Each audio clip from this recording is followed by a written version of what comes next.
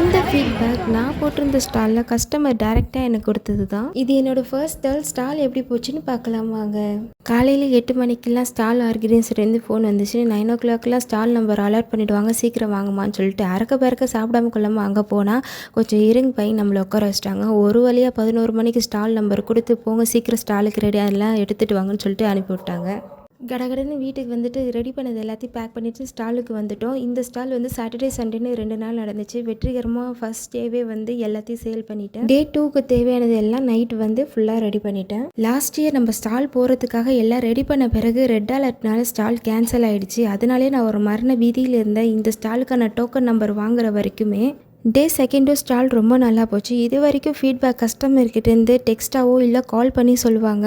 ஆனால் டைரெக்டாக நம்மக்கிட்டே ஃபீட்பேக் சொல்லும் போது அது கேட்கும்போது ரொம்ப நல்லா இருந்தது. நல்ல ஒரு பாசிட்டிவாக கிடச்சது ஃபீட்பேக்ஸ் எல்லாமே. ஸ்டால் ரொம்பவே நல்லா போச்சு. எடுத்துகிட்டு போன எந்த பொருளுமே வேஸ்ட் பண்ணாமல் நம்ம சேல் பண்ணிட்டோம். இது போல் நெக்ஸ்ட் ஒரு வீடியோவில் பார்க்கலாம். பாய்.